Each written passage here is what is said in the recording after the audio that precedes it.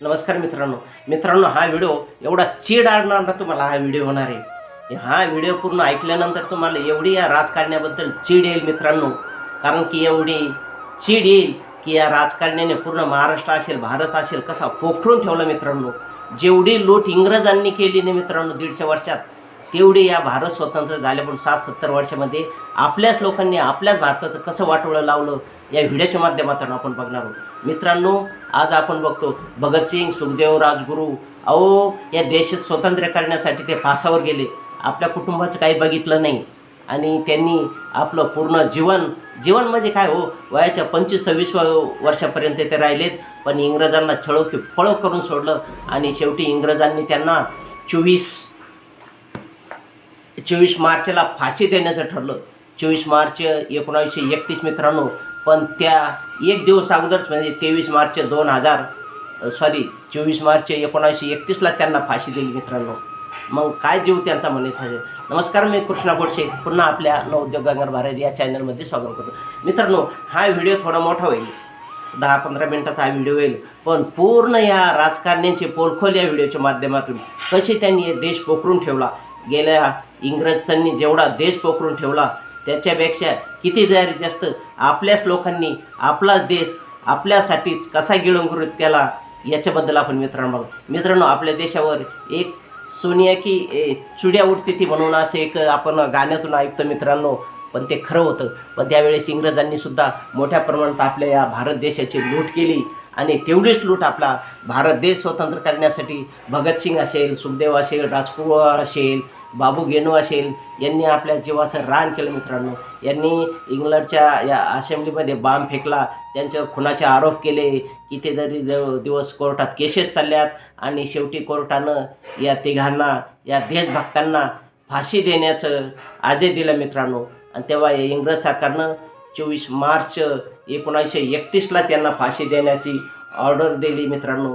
पण एक दिवस पूर्वच म्हणजे की 24 तारखेऐवजी 23 मार्च 2031ला त्यांना फाशी दिली. त्याचं कारण असं की ज्या दिवशी तारीख ठरली 24 तारीख, त्या दिवशी खूप मोठा जन आक्रोश होईल, मोठे लोक त्या ठिकाणी जमा होईल, विरोध होईल. त्यामुळं गुपचूप त्यांना आदल्या दिवशी संध्याकाळी फाशी दिली मित्रांनो. काय जीव बनत असेल त्यांचा. आणि आज ते जर जिवंत असते मित्रांनो किंवा स्वर्गातून वैकुंठातून कुठं कैलासमध्ये असेल त्यांचा, तर ते म्हणत असतील आपण आपल्या जीवाचं रान केलं आणि या राजकारण्याने पूर्ण देश भ्रष्ट करून ठेवला. पूर्ण भ्रष्टाचार या लोकांनी वाढवला. कशासाठी? देशासाठी ते लढलेत. पण आपण आज बघतो मित्रांनो की या राजकारण्याने अख्खा देश पोखरून टाकलेलं आहे. अहो किळसवाने उदाहरण बघतात आपण बघतो मित्रांनो. अहो हे 5-5 वर्षाचे आमदार झालेत. 5 वर्षात त्यांनी करोडोची माया जमवून ठेवलेली. करोडोची माया त्यांच्या नावावर, बायकोच्या नावावर, पोराच्या नावावर, पोरीच्या नावावर, जवळच्या नावावर, भावाच्या नावावर, अख्ख्या कुटुंबाच्या नावावर, त्यांनी नातेवाईकाच्या नावावर भ्रष्टाचार केला आणि संपत्ती लपवून ठेवली. तुम्ही तुमच्याच मतदारसंघातला आमदार पहा, खासदार पहा. 5 वर्षापूर्वीचं त्याचं उदाहरण बघा आणि आजच्या 5 वर्षाला तो कसा करोडपती झाला.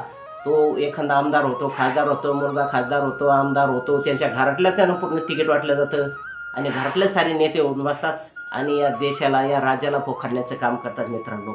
खरंच या लोकांना भगतसिंग, सुखदेव, राजगुरू, शाहू फुले आंबेडकर यांचं नाव घेण्याचा अधिकार आहे का? भारत माता जय म्हणण्याचा अधिकार आहे. खरं तर म्हणणं यांनी यांच्या छातीवर हात ठेवायला पाहिजे. आणि आपण एकही रुपया भ्रष्टाचार केला नाही, आपल्या पगाराव्यतिरिक्त आपण कुठं लुबाडणूक केली नाही, तर त्यांनी त्यांच्या छातीवर हात ठेवा आणि तेव्हाच फुले, शाहू आंबेडकरांचं, सुखदेव, राजगुरू यांचं नाव घ्या. आणि तुम्ही जर भ्रष्ट असेल तर या लोकांचं नाव घेण्याचा तुम्हाला अधिकार नाही मित्रांनो. या भ्रष्ट अधिकाऱ्यांनी पूर्ण देश, अधिकारी असतील, मोठमोठे नेते असतील, त्यांनी पूर्ण या देशाचं रान केलं मित्रांनो. आज नवतरुण वयामध्ये त्यांचं भगतसिंग, सुखदेव, राजगुरू यांनी आपल्या जीवाचं रान केलं आणि त्यांचं बलिदान झाल्यानंतर मित्रांनो आपण आज त्यांचे सुखाचे दिवस आपण या ठिकाणी बघतो मित्रांनो. पण त्याचा कुठंतरी दुष्परिणाम झालेला दिसतो मित्रांनो. आपण आज बघत असतील कुठंतरी हायवेच्या ठिकाणी असतील, मोठमोठ्या सिटीमध्ये असतील, त्या प्रत्येक राजकारण्याने प्रत्येक ठिकाणी बंगले घेऊन ठेवलेले. हायवेच्या कडेला मित्रांनो जे काही कंपाऊंड घातलेल्या शेती आहेत त्या सर्वसामान्य गरीब शेतकऱ्याच्या नाही आहे. अगदी 1.5, 200 एकरच्या शेतीला त्यांनी त्या ठिकाणी आपल्याला कंपाऊंड घातलं दिसतं मित्रांनो. ते या फक्त राजकारण्यांनीच हे कंपाऊंड घातलेलं आहे. सर्व 10 शेतकरी असेल त्यांना 1 एकर 2 एकर 3 एकर जास्त झालं 5-10 एकरपेक्षा जमीन नाही. रात्रंदिवस काबाड कष्ट करतो शेतकरी. आणि आपण जर बघितलं असेल एक शेतकरी पूर्ण शेती करतो आणि या राजकारणात 1.5 200 एकर जमिनी घेऊन ठेवलेल्या आहे हायवेच्या कडेला आणि फक्त त्या जमिनीला त्यांनी कंपाऊंड घातलेलं आहे मित्रांनो. मग एक प्रकारे देशाचं नुकसान भ्रष्टाचारातून तर त्यांनी खूप काही संपत्ती कमवली, खूप मोठा भ्रष्टाचार केला, जमिनी घेतल्या, बंगले घेतले, सर्व काही घेतलं आणि त्या जमिनीतून उत्पन्नसुद्धा निघत नाही. म्हणजे एक परत ते अजून देशाचं नुकसान करतात. एखाद्या राजकारण्याने जमीन 2-2 3-3 एकर जमीन घेतल्यात, त्याला कंपाऊंड घातलं म्हणजे ज्या ठिकाणी तो उत्पन्न निघायचं ते उत्पन्नसुद्धा निघत नाही मित्रांनो. आणि तीच जमीन जर एखाद्या सर्वसामान्य शेतकऱ्याला कमीत कमी कसायला जर दिली, राबण्यासाठी दिली, उत्पन्न काढण्यासाठी दिली तर मित्रांनो त्याच्यातून एक मोठ्या प्रमाणात अन्नधान्य निघू शकतं मित्रांनो. पण आज आपण बघतो फक्त त्या शेतीला कंपाऊंड घातलेलं आहे. एवढा मोठा हा भ्रष्टाचाराचा एक मोठा कळस या राजकारण्यांनी घातलेला आहे, मोठमोठ्या अधिकाऱ्यांनी घातलेलं आहे. आजच आपण एक मित्रांनो बघत असेल एक कोण बीबी चव्हाण म्हणे उपसंचालक शिक्षण अधिकारी, त्यांनी करोडोची माया जमवली. मुलाच्या नावावर कंपनी आहे, बायकोच्या नावावर कंपनी आहे आणि असे कितीतरी अधिकारी. एक ते नॉमिनल उदाहरण आहे जे मोठ्या हाय क्लास वनचे अधिकारी आहे मित्रांनो. भ्रष्टाचार त्यांच्या असा अंगी म्हणजे भ्रष्टाचार केल्याबगैर त्यांचा एकही दिवस खाली जात नाही. करोडची माया त्यांनी जमवलेली मित्रांनो. आणि आपण सर्वसाधारण शेतकरी असेल तर एखाद्या शेतकरी जर कोणी बोलायचं जर केलं, सरकारच्या विरोधात जर बोललं, भ्रष्टाचारावर जर बोललं तर मित्रांनो त्यांच्यावर लगेच त्यांना एक नोटीस पाठवली जाते. आज शेतकरी पुत्र रॉड साबळे पाटील काय गुन्हा केला त्यांनी? शेतकऱ्यासाठीच बोलतात ना. डॉक्टर बाबासाहेब आंबेडकरांनी संविधान लिहिलं, ते सर्व देशासाठी लिहिलं, सर्व राज्यासाठी लिहिलेलं आहे. त्या कुठल्या एका समाजासाठी किंवा एका जातीसाठी किंवा एका प्रवर्गासाठी नाही, त्या सर्वांसाठी एक आहे. त्यांनी एक संविधान लिहिलं आणि त्या संविधानामध्ये देशातल्या प्रत्येक नागरिकाला आपला मत मांडण्याचा, बोलण्याचा, विचार करण्याचा अधिकार दिलेला आहे. पण आता मित्रांनो कुठंतरी जे आपल्या अभिव्यक्ती स्वातंत्र्य दिलेलं आहे संविधानानं, त्या अभिव्यक्ती स्वातंत्र्यावर तुमच्यावर गळचेपी होताना कुठंतरी दिसत आहे मित्रांनो. पण याला लवकर पायबंद घालायला पाहिजे मित्रांनो. आपण जर बघत असेल आपल्या भारत देशालगतचे श्रीलंका असेल, तुमचं नेपाळ, श्रीलंका यांच्यात मोठे जन आंदोलन झालं मित्रांनो. आता नेपाळची परिस्थिती जर बघितली मित्रांनो, 27 मार्च 2026 पासून त्या ठिकाणी एक बालेन्शा एक नवतरुणांचं त्या ठिकाणी सरकार आलेलं, पूर्ण देशाचं लक्ष त्या ठिकाणी लागलेलं मित्रांनो. जे आपल्याला जमलं नाही ते त्या बालेन्शाने करून टाकलेलं मित्रांनो. ज्यावेळेस आता लोकशाही ते पद्धतीने त्या ठिकाणी निवडणुका झालात, एकूण 50,000 त्यांनी त्या ठिकाणचे पूर्वीचे जे प्रधानमंत्री होते KP ओली शर्मा यांचा त्यांनी एकूण 50,000 मतांनी प्रभाव केला आणि एक लोकशाही पद्धतीनं ते एक या देशाचे पंतप्रधान बनले नेपाळचे मित्रांनो. आणि अवघं वय फक्त 35 वर्ष मित्रांनो. मला सांगा आपल्या एवढं 85 वर्ष झालेत, राज्यसभेचे सदस्याची आज शपथ घेतात. आपल्या इकडं वयाला लिमिट नाही. नवतरुण त्या देशाचा पंतप्रधान झाला आणि पूर्ण जगाचं लक्ष आज त्या देशाकडे लागलेलं आहे मित्रांनो. त्या ठिकाणचा भ्रष्टाचार मोठ्या प्रमाणात उभारला होता आणि जे आंदोलन झालं त्या आंदोलनाच्या माध्यमातून मित्रांनो मोठ्या प्रमाणात त्यांनी सरकारी कार्यालय असेल, ऑफिसेस असेल त्या ठिकाणचे नासधूस केली. शेवटी KP ओली शर्मा यांना त्या ठिकाणचा राजीनामा द्यावा लागला, पाय उतार व्हावं लागलं. आणि मित्रांनो त्यांनी त्यांच्या कुटुंबासाठी संपत्ती जमवली होती, मोठ्या प्रमाणात भ्रष्टाचार केला होता. तेव्हा त्यांना की हे जे बालेन्शा आता प्रधान बनले त्या नेपाळचे, त्या ते जेलच्या भागातात त्या माजी पंतप्रधानांना अटक झालेली मित्रांनो. तसं आपल्याकडे आहे का? प्रत्येक नेता हा राजकारणी जो नेता आहे तो भ्रष्ट आहे. एकही असा तुम्हाला सापड नाही बिना भ्रष्टाचार करण्याचा. खासदारापासून ते आमदारापर्यंत प्रत्येकाचे हात हे बरबटलेले.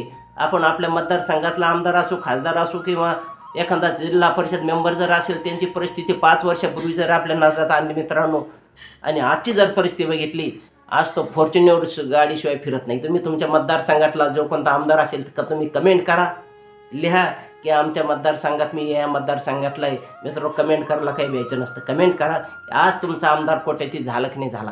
हो झाला, तुमचं मनसुद्धा सांगतं. कारण का त्यांनी तुमच्याच जीवावर आपल्या जीवावर निवडून येतात, लोकसभेत विधानसभेत जातात आणि शाप आपल्याकडे दुर्लक्ष करतात मित्रांनो. आपण जर विचार केला मित्रांनो, लाल बहादूर शास्त्री हे देशाचे पंतप्रधान होते मित्रांनो, असाच एक प्रसंग, त्यांना नदी ओलांडताना नावेडाला देण्यासाठी 1 रुपया 5 रुपये त्यांच्याकडे नव्हते. शेवटी त्यांनी लालबहादूर शास्त्रींनी आपल्या कमराचं धोतर माथ्याला गुंडाळलं आणि ते पहत तिकडे गेले. म्हणजे पंतप्रधान असताना त्यांना स्वतःचं घर नव्हतं. या देशाचे पंतप्रधान आणि आजचे पंतप्रधान बघा तुम्ही. साधा एक ग्रामपंचायतचा सरपंचसुद्धा आज लाखो रुपये मर्यादा लावतो. कारण या नवीन नियमानुसार पूर्ण हा जो काही निधी असतो तो ग्रामपंचायतच्या नावावर येतो. आणि भ्रष्ट एक ग्रामसेवक असेल, सरपंच असेल, हे किती भ्रष्ट हे सुद्धा. मग लालबहादूर शास्त्रीचं एवढं मोठं उदाहरण आहे, पण या लोकांनी साप त्याकडे दुर्लक्ष केलेलं आहे. आणि आपल्या कुठून काय खायला मिळेल एवढंच यांचं हे मित्रांनो. शेतकऱ्याकडे अजिबात लक्ष नाही आहे. मला सांगा, 2014 पूर्वी तुम्ही जर शेतकरी असाल, तुम्ही जर ऐकत असाल मित्रांनो, तुमच्या कापसाला भाव काय होता, सोयाबीनला भाव काय होता, तुरीला भाव काय होता, तुम्हीच सांगा, कमेंटमध्ये करा. मी लाईव्हमध्ये तुमच्या कमेंट व्यवस्था, तुमच्या कमेंटला उत्तरसुद्धा देतो मित्रांनो. आपण 10 ते 12 हजार रुपये 2014-13ला कापूस विकलेला आहे. तुरी 10,000 रुपये निघलेलं आहे. सोयाबीन 7 ते 8 हजार रुपये निघले. म्हणजे 12 वर्षापूर्वी तुम्हाला 10 ते 12 हजार रुपये कापसाला भाव मिळत होता. आणि त्यावेळेस खताचे भाव काय होते, औषधाचे काय भाव आहे मित्रांनो. तुम्हाला जर विचार केला, 150 रुपयाला तुमची एक युरियाची गुणी यायची. DAPची गुणी 400-450 रुपयाला DAPची गुणी यायची. आज DAPचे भाव दिले 1500-1600 रुपये मित्रांनो भाव वाढलेली. आणि पुन्हा आता भाव वाढण्याची शक्यता आहे. मग मला सांगा, आता आपल्या जो माल होता, मालाचे भाव आज निम्म्यावर आलेले. सोयाबीन तुम्हाला 4,000च्या पुढं कोणी विचारत नाही. कापसाचे भाव 7,000च्या पुढं नाही, 7-7.5 असेल. तुरीचे भाव 6-7.5 रुपये. म्हणजे आपले महागाई दिवसांदिवसाची काही वाढत चाललेली. आणि आपले जे भाव आहेत, आपण जे माल पिकवतो त्या मालाला काय किंमत आहे. आज 1,800-2,000 रुपये गहू विकले जातं. मित्रांनो, मला सांगा तुम्ही, आपण जर काम केलं शेतीमध्ये तर हे लोक काय खातील, काय खातील. शेतकऱ्यांना जर समजा असा विचार केला की आम्हाला आमच्या पुरतंच पिकायचं आणि आम्ही आमच्या पुरतंच खायचं, तर काय खातील हे. मित्रांनो, आपल्या मालाला अजिबात भाव नाही आहे. त्यावेळेस आज याचे खताचे भाव पाडले 1500-1600, म्हणजे 3-4 पट भाव वाढलेले. आपले वाढलेत का मित्रांनो. आज आपल्या कापसाला मग त्यांच्या पद्धतीचं तुमची खताचे भाव 5 पट वाढे. मग आपल्या कापसाला सुद्धा 50,000 भाव पाहिजे, तुरला 40,000 भाव पाहिजे. त्यांच्या मालाला म्हणजे आपण जे कच्चा माल तयार करतो ते पक्क झाल्यानंतर आज आपण जर विचार केला, सोयाबीनची त्यालाच बॅग केवढ्याला मिळते तुम्हाला कमेंटमध्ये करून सांगा. तुम्हाला केवढ्याला मिळते हो. मिळते का 35-40 रुपयाला. नाही ना, नाही मिळत ना. आणि आपल्याकडे 4,000 रुपये क्विंटलला सुद्धा सोयाबीन कोणी घेईना. 180 रुपयाला 90 रुपयाला तुम्हाला आज सोयाबीनची बॅग मिळते तेलाची. म्हणजे प्रक्रिया केल्यानंतर त्यांचा भाव एवढा होतो. आणि शेतकऱ्याला काय दिलं जातं, काही दिलं जात नाही. माझ्या शेतकऱ्याला, हा शेतकरी हा राबतो, पण त्याच्या आज कोणी राहिलं नाही. कोणी जर बोलायला गेलं तरी मीडियाच्या माध्यमातून त्यांना काहीतरी नोटीस दिल्या जात. रविराज साबळे असेल आणि काही आहे शेतकऱ्यासाठी बोलणारे. पण मित्रांनो, त्यांनासुद्धा आता कुठं मानहानीचा दावा, काय शेतकऱ्याबद्दल बोलले, भ्रष्टाचारावर बोलले बावनकुळे साहेबावर.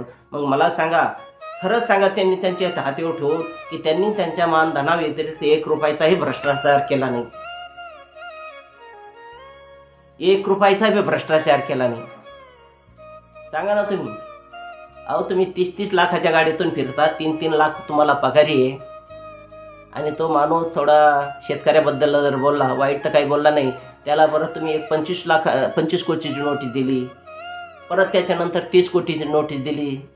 परत मानहानीचा दावा झाला म्हणून 55 कोटीची एकूण, आणि परत विनामंगाची नोटीस. चाललं आहे काय या राज्यामध्ये, काय चाललं आहे काय देशामध्ये. तुम्ही अशा सर्वसामान्यांची जर गळचेपी करत असेल तर एक सामान्यातून उद्रेक झाल्याशिवाय राहणार मित्रांनो. नेपाळमध्ये काय झालं, भ्रष्टाचाराबद्दलच कोणी बोलत होतं. मीडियावर बंदी आणली तेव्हा 9 तरुण हा वर्ग रस्त्यावर उतरला. आणि अवघ्या 35 वर्षाचे रॅपर असलेले बालन शहा यांनी अशी काही क्रांती घडवून आणली की देशातल्या त्या के पी शर्मा यांना पाय उतरवावं लागलं. आणि एक 9 तरुण हा देशाचा त्या ठिकाणी पंतप्रधान झाला. आणि मित्रांनो, त्याच्या अगोदर 27 ते 28 मंत्री त्या ठिकाणी नेपाळमध्ये असायचे. आज फक्त 14 मंत्र्यावर ते देश चालवतात. 14 मंत्री आणि 15 ते 16 म्हणजे 15, म्हणजे एकूण 15 लोक पूर्ण देशाचा कारभार. आपल्याकडे किती होत. आपल्याकडे किती डझन मंत्री येतात, पुन्हा त्यांना एखादं खातं मिळालं नाही तर कोणत्या तरी समित्या, उपसमित्या, अमक्या समित्या व तमक्या काही ना काही त्यांच्यासाठी एखादं खातं तयार केलं जातं. एक ग्रामीण खातं, एखादं शहरी खातं, एखादं म्हणजे असे बरेच काही ना काही ना काही नाही. त्या ठिकाणी फक्त 14 लोकांच्या भरोश्यावर देश चालू आहे मित्रांनो, आणि त्यांच्या सुरक्षेवर पूर्णतः पाबंद आलेले आहे. आपल्या इकडं जर एखादा साधा मंत्री जर येत असेल मित्रांनो, ते 25 ते 30 गाड्या त्यांच्या पाठीमागे आहेत. राज्यपाल महोदय साहेब जर आले तर 25-30 गाड्या त्यांच्या पाठीमागे असतात, आणि सर्वसामान्य जनते ह्या ट्रॉफिकमध्ये अडलेली जाते. अर्धा तास ट्रॉफिकमध्ये वेठी धरले जातं सामान्य जनतेला. पण तिथं नाही मित्रांनो. नेपाळमध्ये मंत्री असो का कोणी पंतप्रधान असो, बालनशहान असे नियमच करून ठेवले. पुढं जर सिग्नलवर जर प्रत्येक नागरिकाला जो नियम आहे तोच नियम तिथल्या पंतप्रधानाला ते आणि तिथल्या सरकारमधील मंत्र्यांना आहे मित्रांनो. आणि जे मंत्रिमंडळ भरलं ना त्यांना, ते एकदम 40च्या आतले भरले, 9 तरुण भरले. अहो आपल्या इकडे जर बघितले 70-70, 80-80 वर्षाचे झोपा काढतात लोकसभेमध्ये. बघा तुम्ही, साधं हिंदी येत नाही असं आपण खासदारला निवडून देतो. मग मला सांगा, असे सुशिक्षित जर लोक आपण निवडून नाही दिले, असुशिक्षित लोक जर निवडून दिले तर त्या मंत्र्याला काय करणार हो लोकसभेमध्ये? ते झोपाच काढणार ना. बहुसंख्य कारभार त्या ठिकाणी हिंदीमध्ये चालतो, इंग्लिशमध्ये चालतो. आज आपले खासदार साहेब, तुम्ही तुमच्या मतदारसंघातले खासदार पहा काय करतात तिथं. कधी प्रश्न विचारला त्यांनी? तुमच्या मतदारसंघातले प्रश्न मांडले? शेतकऱ्याचे असेल, आरोग्याचे असेल, पाण्याविषयी असेल, कोणते बी प्रश्न त्या ठिकाणी मांडले का? नाही मित्रांनो. एकदा निवडून दिलं म्हणजे कुठं जनतेकडे जायचं नाही, फक्त 5 वर्षापर्यंत आईस आराम करा, मजा करायची. आणि त्यांना 2-2.5 लाख रुपये पगार आहे खासदाराला सुद्धा. आणि कोणाच्या जीवावर चालतंय? सर्वसामान्यांच्या जीवावर चालतं. आज त्या नेपाळमध्ये जर एखादा भ्रष्टाचारी जर धरला गेला, एखादा अधिकारी असेल, कर्मचारी असेल किंवा एखादा राजकारणी असेल, त्याला लगेच अटक केली जाते आणि त्याला लगेच जेलची हवा खायला लागली मित्रांनो. आणि पूर्ण पैसा हा त्याच्याकडून वसूल केला जातो. आपल्याकडे होईल का? आपल्याकडे सुद्धा तसे नियम लागू व्हायला पाहिजे. जे भ्रष्टाचार करतात ना त्यांच्यावर मोठे असे पाबंद लागायला पाहिजे, तेव्हाच आपला देश सुधरेल मित्रांनो. नाही तर काही खरं नाही आपल्या देशाचे. त्या ठिकाणी गरिबांसाठी हॉस्पिटलमध्ये 10% जागा राखीव ठेवलेल्या आहेत. आणि प्रत्येक दवाखान्याच्या बोर्डावर ऑनलाईनच्या माध्यमातून किंवा त्या बोर्डावर लिहिलेलं असतं की या ठिकाणी 10 खाटा या गरिबांसाठी राखीव आहे. आणि त्यांचा उपाय हा 100% फ्री होतो.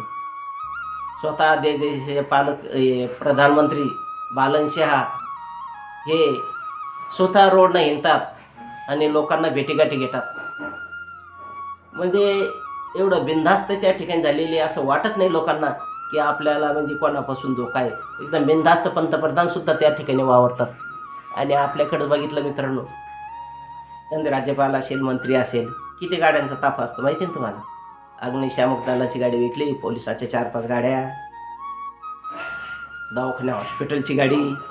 कशासाठी येते हॉस्पिटलची गाडी? पुढं जर काही झालं तर लगेच मान्य महोदयाने त्याच्या टाकण्यासाठी. पण तिकडं तसं नाही मित्रांनो. आज आपल्याकडे बघितलं साधा आमदार असेल ना, एक पोलीस संरक्षण त्याला. कशासाठी हो? तुमच्या त्या मतदारसंघातल्या लोकांवर भरोसा नाही का? ज्यावेळेस तुम्ही इलेक्शनच्या अगोदर मतदारसंघात प्रचार करायला जाता, मोठमोठे आश्वासनं देता, गारांचा पाऊस पडतो ना त्याबद्दल बादा आश्वासन देतात, मोठमोठी आश्वासन देतात. त्यावेळी तुम्हाला संरक्षण लागत नाही, पोलीस लागत नाही. अक्षरशः तुम्ही जनतेच्या जाऊन पाय पडतात. आणि एकदा निवडून आल्यानंतर काय परिस्थिती होतो? कधी जाऊन बघता त्यांच्याकडे? आज जर बघितलं आमदारला 2.25 लाख रुपये पगार आहे. बाकीचं वेगळंच, बाकीचं विचारू नका. हो पगार आहे. आपण जेवणाचं ताट असतं ना, जेवणात आपण एक लोणचं घेतो, लोणचं, हा पगार त्यांच्या लोणचा प्रमाण आहे.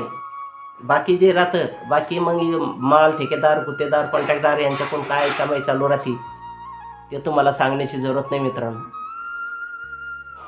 आज खेड्यातले रस्ते आपण बघतो किती दिवस टिकतात, किती दिवस टिकतात. वर्षा 2 वर्षात खड्डे उघडले जातात, रोड उघडले जातात आणि पुन्हा त्याच्यावर परत कामावर कापण. असा भ्रष्टाचार नेपाळमध्ये नाही. पूर्ण देश त्यांनी सुतासारखा सरळ केलेला आहे. एकही भ्रष्टाचार त्या ठिकाणी, भ्रष्टाचार करणारा डायरेक्ट जेल आहे. तसं आपल्या इकडं व्हायला पाहिजे, पण आपल्या इकडं होताना दिसत नाही. भ्रष्टाचारचं त्या तिचं नामोनिशान मिटलेलं आहे. सर्व नेपाळ आज त्या बालनशामुळं आज सुखी होते. तसं आपल्या इकडं का होत नाही? आपल्या इकडे आणा तसे नियम अंमलात, आणा तुम्ही आपल्याकडे आणा तसे नियम. मित्रांनो, आपल्या देशाची जी एकूण संपत्ती आहे ना, ते राजकारणी अधिकारी आहेत ना, हे 20% लोकांसाठी 80% संपत्ती आहे. म्हणजे एकूण संपत्तीत 20% लोकांकडे 80% संपत्ती आहे. म्हणजे 20 लोकांकडं रुपयामधले 80 पैसे आहेत आणि जे 80% लोक उरलेत त्यांच्याकडे 20 पैसे आहेत. म्हणजे एकूण देशाच्या संपत्तीपैकी 80% संपत्ती 20% लोकांकडे आणि 80% लोकांकडे 20% संपत्ती. असं गणित या देशाचं आहे. आणि कशामुळे? फक्त भ्रष्टाचारामुळे. जेव्हा हा भ्रष्टाचार मिटेल मित्रांनो, तेव्हाच ही गरिबी या ठिकाणी कमी होईल शेतकऱ्यांची. नाही तर आज बघत असेल मित्रांनो, शेतकरी मेटाकुटीस आलेला आहे. एक साल सुद्धा असं नाही की शेतकऱ्याच्या पाठीमागं कधी दुष्काळ पडा नाही किंवा अतिवृष्टी झाली नाही म्हणून. आणि त्याचं बोलतं चालतं उदाहरण, प्रत्येक वर्षी आपल्याला शेतकरी एक नॉमिनल मदत देतात, तुटपुंजी मदत. का? की शेतकऱ्याला नुकसान भरपाई देतं ना एक थोडीफार, तर शेतकऱ्यावर संकट येतं म्हणूनच देतात ना. म्हणजे प्रत्येक वर्षी शेतकरी हा संकटात चाललेला आहे. आपल्या देशाचे पंतप्रधान म्हणले होते आपल्या शेतकऱ्याचं उत्पन्न 2021ला दुप्पट करायचं.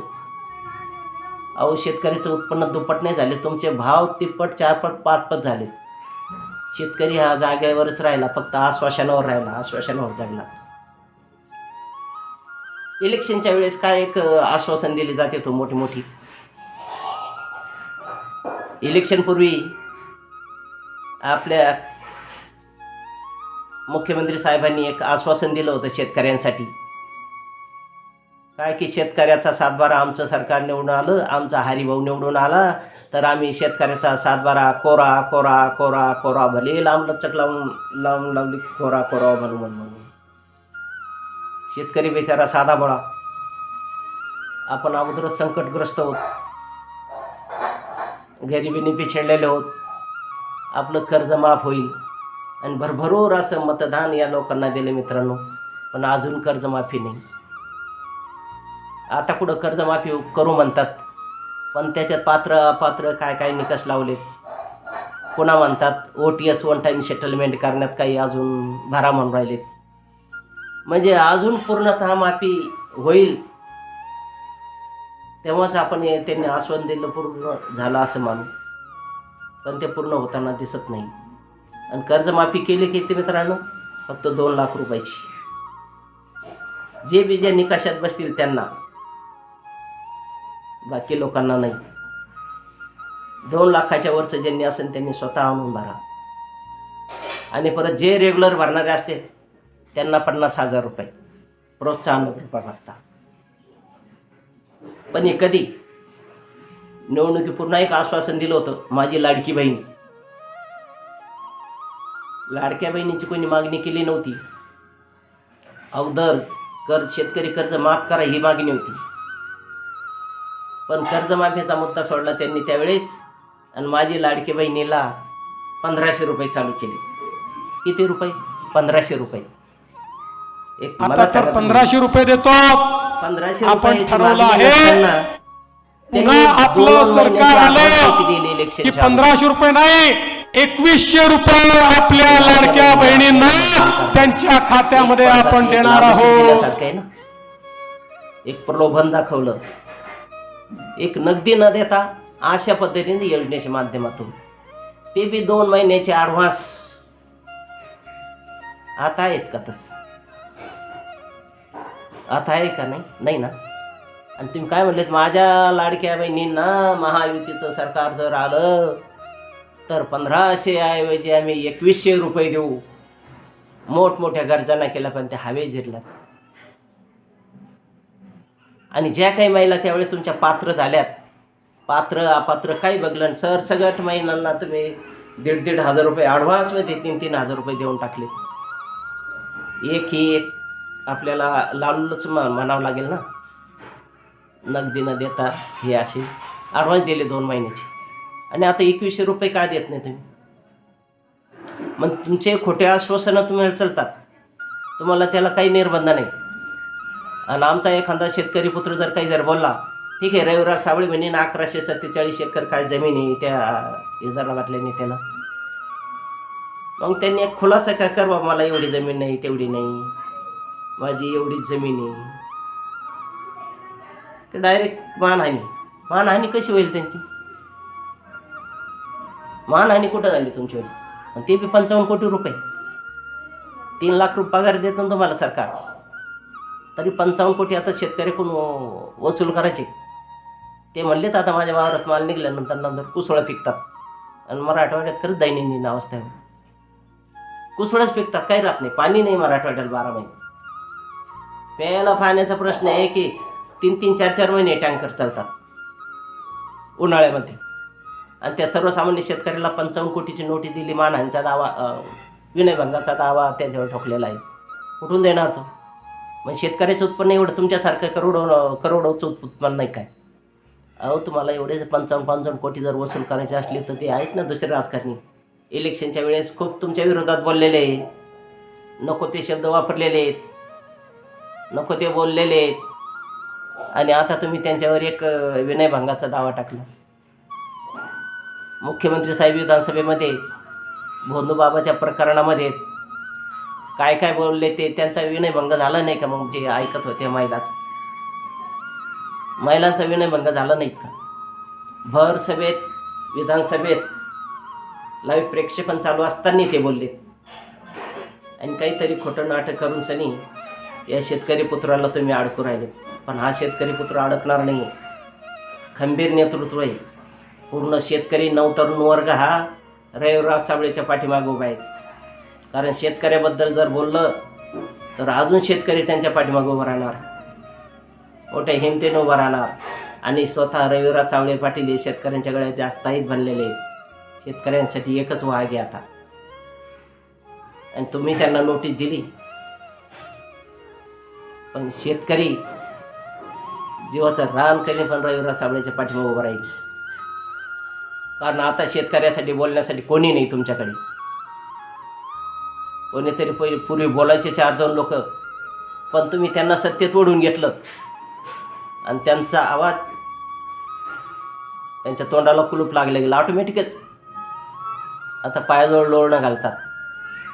मग शेतकऱ्याबद्दल कोणी बोलायचं? मग ते बोलत नाही, तुम्ही बोलत नाही, विरोधी पक्ष शेतकऱ्याबद्दल बोलत नाही, काय संकटात येतं, मग शेतकऱ्याबद्दल बोलायचं कोणी? घ्या ना, शेतकऱ्याचे काही प्रतिनिधी तुमच्या विधानसभेत घ्या, लोकसभेत घ्या, विधान परिषदेवर घ्या, राज्यसभेवर घ्या. ते तर विचारी काही शेतकरी थोडेफार प्रश्न मांडते. पण शेतकऱ्याला आज कोणी वाली नाही.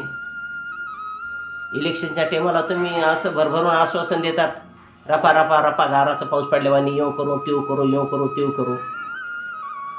त्याच्यानंतर काही नाही, सारा विसरून जातात आणि परत म्हणतात की ही आश्वासनं फक्त निवडून येण्यासाठी दिले जातात. मग तुम्ही एवढं खोटं बोलायला चालतंय? लगेच कर्जमाफी करून नाही केली, 2100 रुपये देऊ नाही दिले, मग हा खोटेपणा नाही का? मग आता मांजराच्या गळ्यात घंटा कोणी बांधायची अशी परिस्थिती निर्माण झालेली. जे खोटं बोलतात ना त्यांच्यावर सुद्धा तुम्ही गुन्हा नोंद करा. जे आता रविराज साबळे पाटलावर बोलतात ना ते शेतकऱ्याबद्दल, तर त्यांच्यावर बी गुन्हा नोंद करा.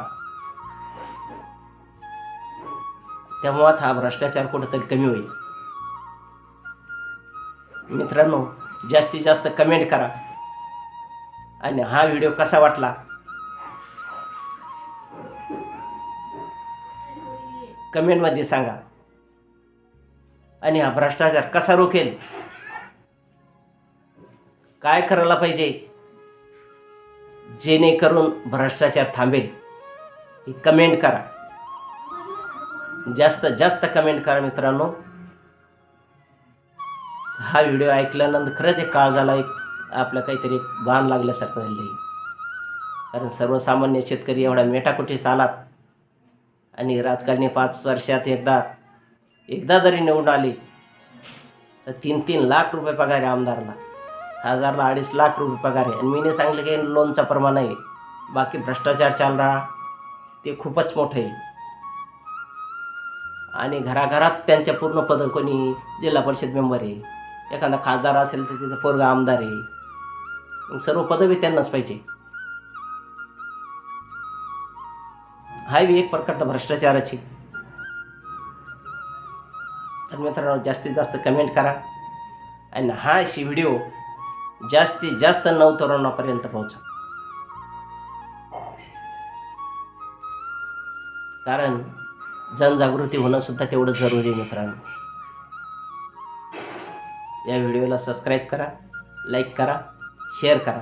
आणि मित्रांनो, पुन्हा मी तुमची माफी मागतो की हा व्हिडिओ थोडा जास्त वेळेचा झालेला आहे, त्याबद्दल माफी असावी. आणि या चॅनलला सबस्क्राईब करा, लाईक करा, शेअर करा. धन्यवाद.